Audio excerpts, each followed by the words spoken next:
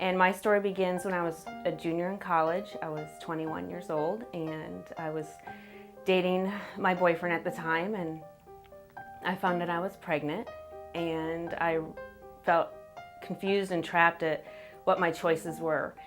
I thought my only choice was to be a single mom. I wasn't going to marry the father of the baby. So eventually I decided to move from Minnesota, where I'm from, to California to live with my sister, to get distance from people who were telling me I should abort the baby or marry him. About 7 months pregnant, a friend of mine gave me a number of a pregnancy center, and I went. It was very similar to Choices of the Heart. They had counseling available.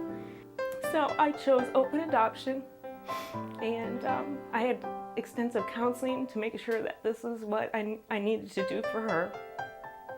And I was able to choose the family for her, and I was able to meet them. And I knew once I met them that this little girl I had was meant to be theirs. Now 19 years old, she is a daddy's girl.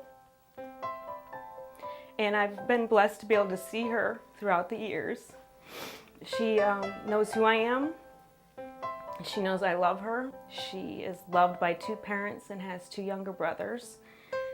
She, most importantly, loves the Lord. And she also volunteers at pregnancy centers. And my children that I have now with my husband know her, and they love her. And God has just worked out a relationship between me and her adoptive mother that I can't even explain unless you know God and how He works. That only God could take something so painful and turn it into such a blessing for so many people.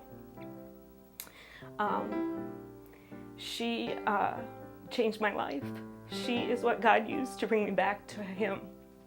And I look at myself now, 19 years later, and I'm working with a pregnancy center, helping girls who are in the same place as I was, and knowing that I'm making a difference like that pregnancy center did for me.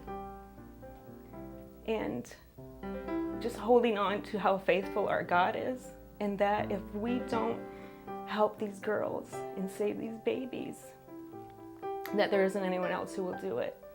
And I believe the day I became pregnant with her, that her adoptive parents were the ones that God chose for her to have, so that she would have the life that she deserved. As I was planning for the banquet, I noticed Rita had put the verse from Jeremiah 29:11.